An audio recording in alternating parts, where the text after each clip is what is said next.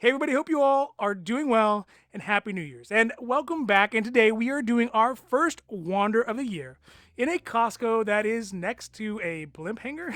I guess it's the Goodyear blimp, I think.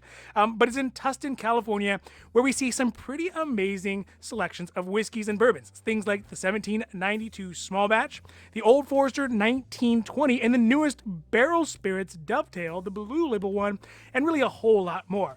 So we're going to talk about the best bottles that we saw, the prices, and whether or not they're worth picking up, and then finally do the full unedited wander at the very end for those guys out there who just like to watch. Now, before we get to the wander, if you like these videos of the wanders, of the hauls, of the reviews, the unbottlings, the unboxings, and really all the other great stuff we got cooking up for you, and we got a ton of great stuff cooking up for you, don't forget to like and subscribe. It really helps out the channel. It's great for your whiskey mojo, and you get notifications when our newest videos come out on Sundays, sometimes in between. All right, now, let's get down to the haul. All right, now, to start off with a whiskey check, today I'm going to be enjoying one of the newest releases from the Barrel Spirits, how apropos, I suppose, of this wanders. Which is this Barrel Spirits Vantage, which is a blend of straight bourbon whiskey that is finished in Mizunara French and toasted American oak. So we get a little bit of that. Tip the bottle.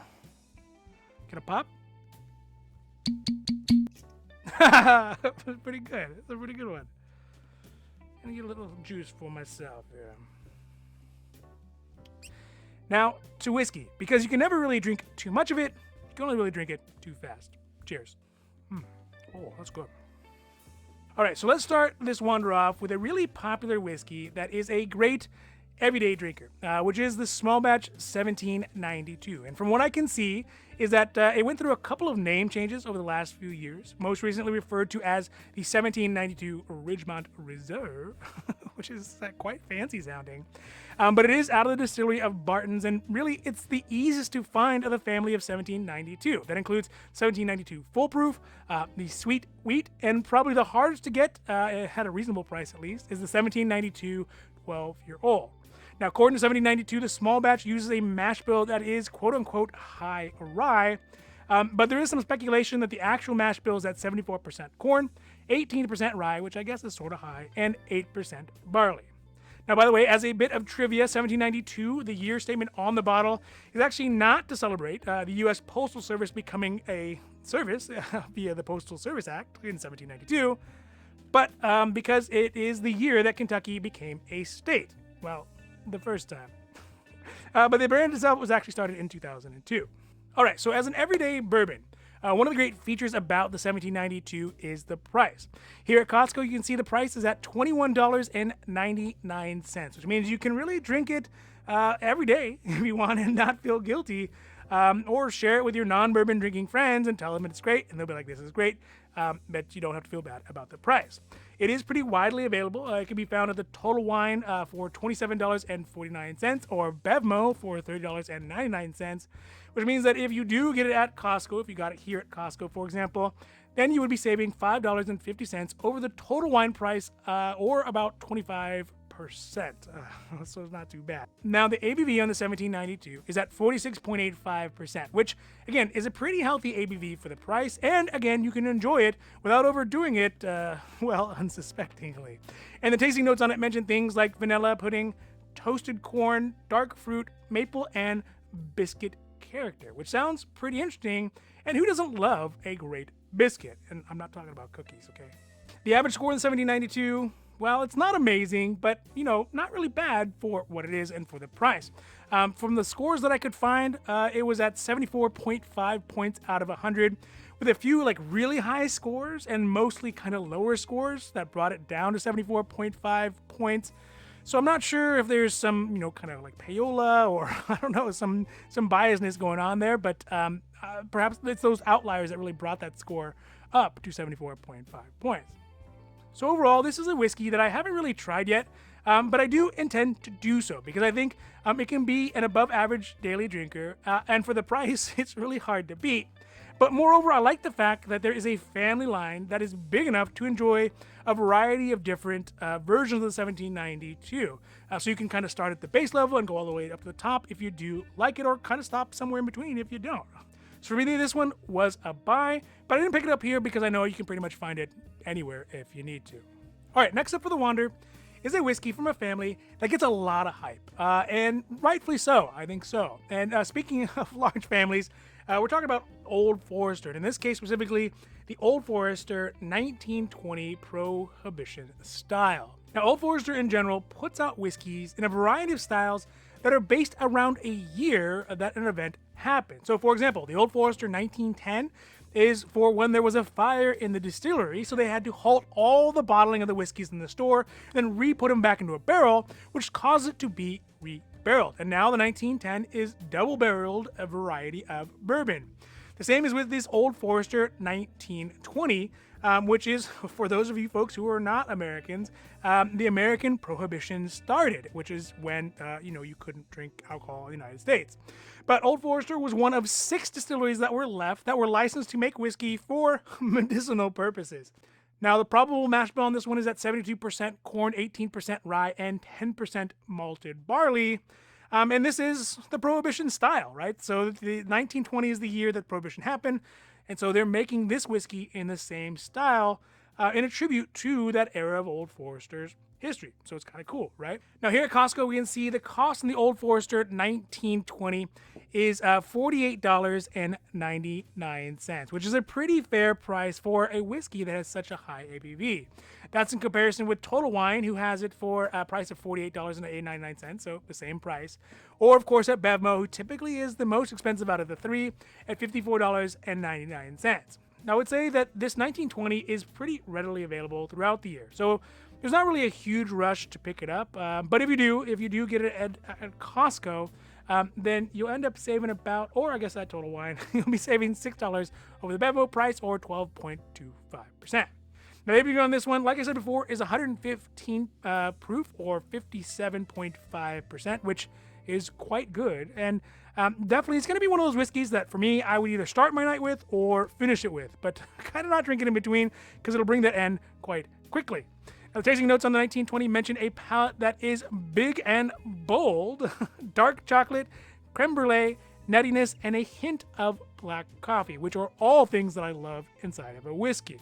Now, the overall average score for the 1920s are in the high 80s and 90s points overall.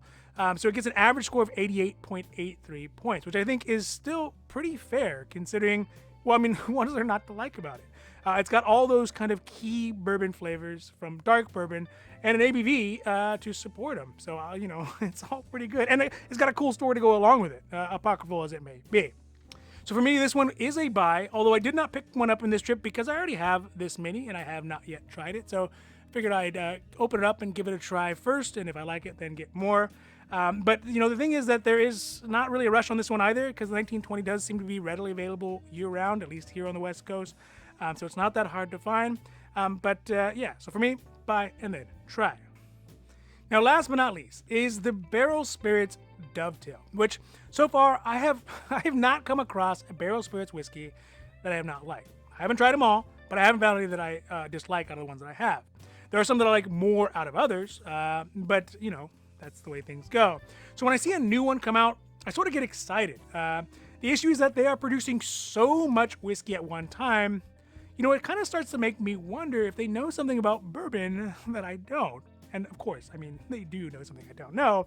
But my point is that, are they trying to make hay while the sun shines? Like, there's going to be a bourbon winter and they're just trying to get as much bourbon out as they possibly can. Or maybe they're just capitalizing on their popularity. I don't know. But whichever way it is, I'm happy that they put out all the different varieties because they're all pretty good. Now, Barrel Spirits is primarily known for blending whiskeys. They don't really distill their own whiskeys. But the nice thing about them is that they are making whiskey for the modern palate. This is in stark contrast to brands like Old Forester, who are making whiskeys that are hearkening back to their own historical line.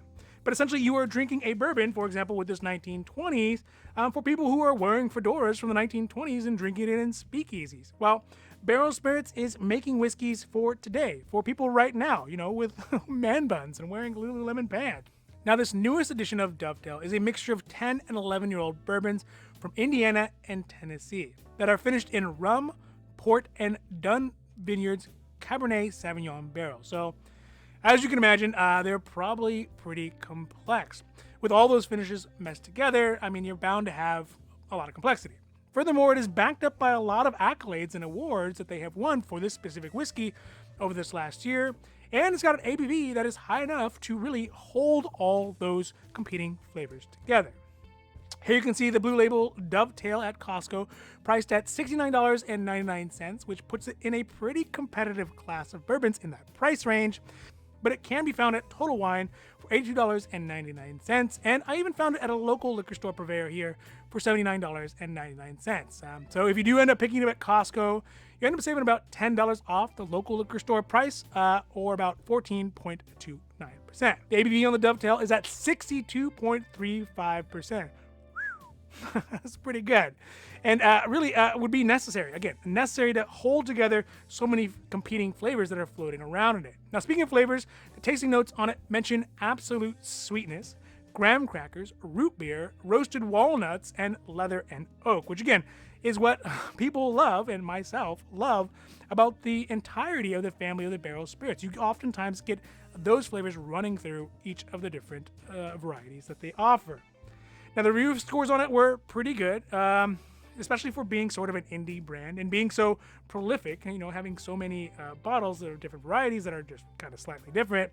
But there are not a ton of reviews on this specific one for this specific year yet, but the ones that I could find give it 89 out of 100 points. So for me, I think this one was a buy because I really do enjoy the Barrel Spirits line overall. I like its like indiness, and it's kind of hip and cool, right? And it's making whiskeys that are sweet and robust and bold and ABV'd at just the right amount for after dinner drinks, which I really like. I also enjoy the genre of whiskey overall. The only downside to it is the price, and that's especially if you buy it from pretty much anywhere other than Costco. The prices get pretty ridiculously high on them for what they are. All right, so that's it for this Whiskey Wander in the Costco in Tustin next to the blimp hangers. Shout out to Goodyear, I guess. And also, if you enjoyed this video, if you like the wanders, if you like the hauls, the reviews, the unbottlings, the unboxings, and really all the great stuff we got cooking up for you, don't forget to like and subscribe, because, it really does help the channel.